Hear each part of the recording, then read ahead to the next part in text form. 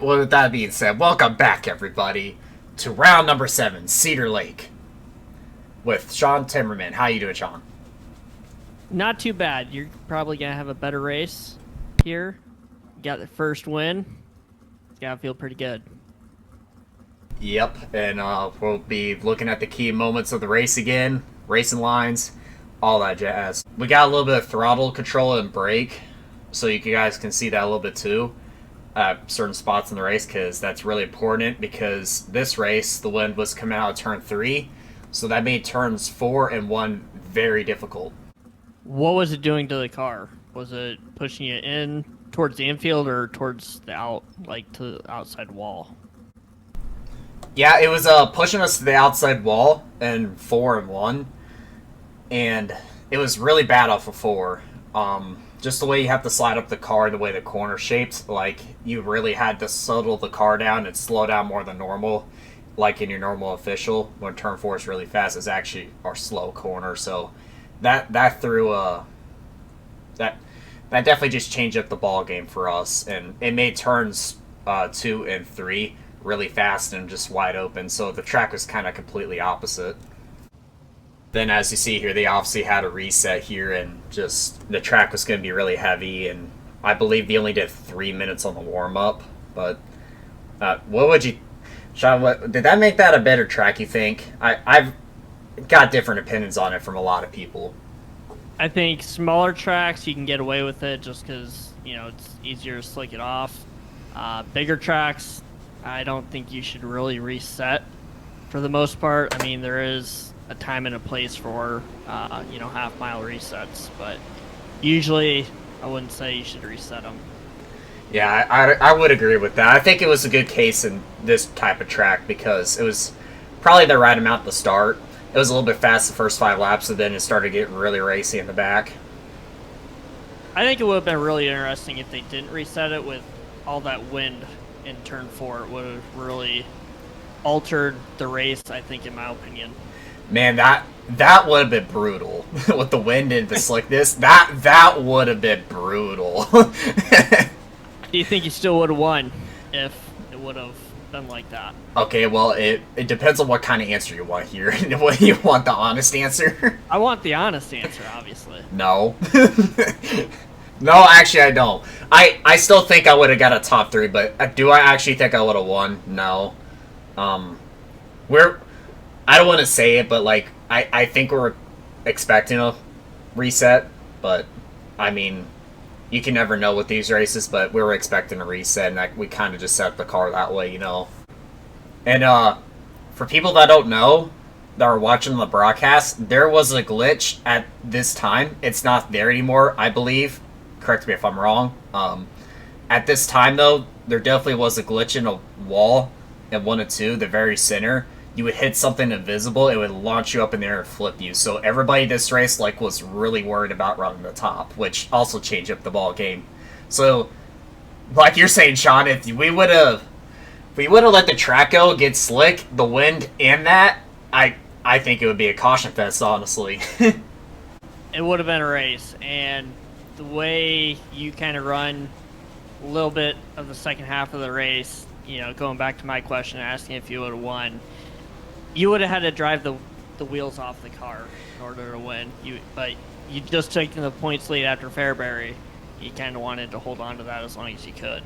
Oh, yeah, so I mean, I had a lot to lose in this race, and I don't think I would be able to push the car hard enough and keep it on 4 wheels, honestly, to win the race. But, that's something we'll never know now. But sorry, go ahead, Sean. I was just going to ask you, over in turn 1 here, was there slickness under the fluff there on the top?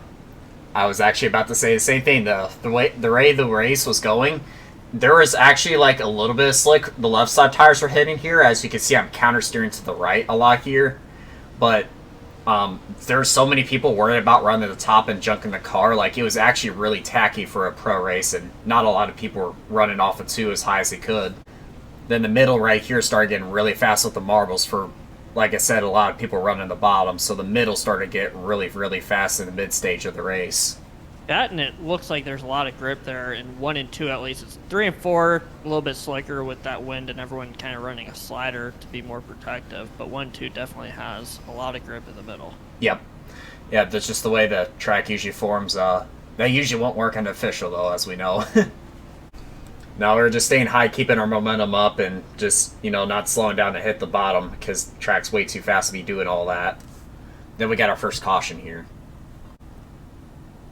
So on the restart here, we're just trying to get the grip on the bottom, and you could probably see here, Sean, I kind of left the bottom open. Yeah, there's a lot more room down there than what you could have gone, and then Bergeron kind of gets run on the top. With that wall glitch being a thing, obviously you didn't want to push it too hard too early. I mean, you still got 15 laps to go. Yeah, it's just... Right here was kind of like... Even Isaac and Trevor said it as my spotters, like... They thought for sure he was going to get one heck of a run off of me, because he hit turn 4 better than me right here. And I didn't have my best throttle control here. I'm a little bit out of control there and panic. And I'm kind of lucky, honestly, in a way. This is definitely a key moment. He kind of missed the bottom here if you look at that, I think. But I don't think he hit that to the best of his abilities there.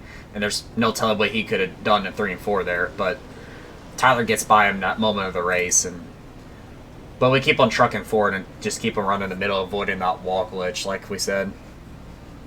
So was the top on the thin there run that slider, did you have something to lean on a little bit, or was it just slick to the wall? Well, with the wind, it's kind of hard to slow down for the bottom, so it's better just to let the car drift up and just, like I said, just kind of like settle it down here. You lift a little bit on forward, then once you get the grip, you go wide open again like that.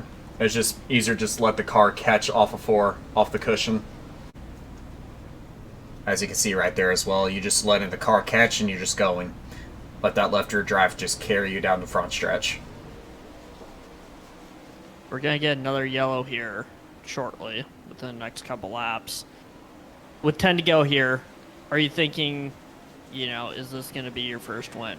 Like, what were you thinking, like, under yellow?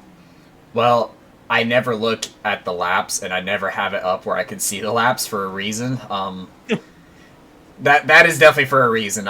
And I have Isaac and Trevor never telling me how many laps there are left unless it's important. It's under yellow, obviously. But at this moment, I was just thinking, it's like, nobody's even close to me. Just run through the middle. Don't catch the glitch and just stay alive. Have the points lead. It's about points racing at the end of the day. And there's the yellow. Yep, at this moment, I was asking how many laps were left. Let's see, the restart. This restart gets really crazy, as everybody knows. This time I defended the bottom better, is what I was going to say. And I defended the line a lot better, but Alex gets a run on the top here. And this is when I was in panic mode.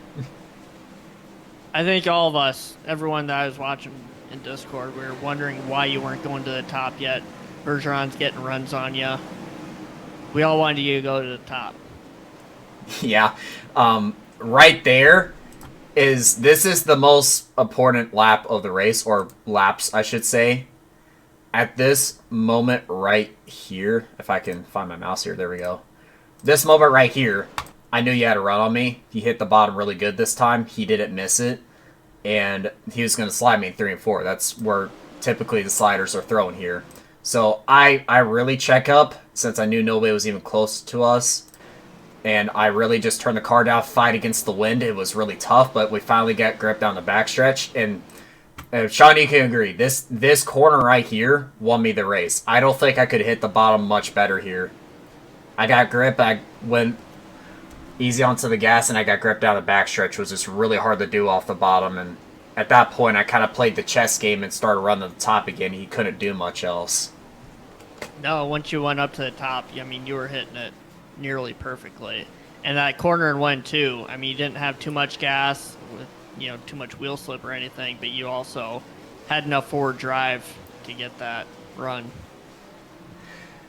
Yeah, that corner right there, I believe, won me the race. And if I would have even slipped up a little bit, he would have took advantage of it, and he would have defended the slider, and then I would have been stuck, and I couldn't do anything. That's just the way the place is. You got to play that chess game. And as I took the white flag, as I took the white flag here, you can already see I'm already checking up, and I'm making sure I don't miss anything. I knew I was a distance from him. I wasn't even getting close to the wall, and I'm right here. Started celebrating off of 4, as everybody knows. I mean, look at my throttle. The rest is history. Yeah, the rest is history. Didn't care what happened the rest of the season. He just wanted his first win. No, I said that in the interview. Like, I obviously cared about the championship, but that right there put me in the history books, and I knew I really made it in the Pro Series, honestly. And I've always wanted to do it since I started iRacing. I wanted to be in the history books of race winners for sure. But maybe next year we'll chase for the championship a little bit harder. That's why I was going to talk about next is, maybe next year instead of wins, we go for a championship. Yeah, I think that's definitely the goal, considering we got really close this year and only my second season, which I think is really impressive. But I'll leave that up to you guys to decide.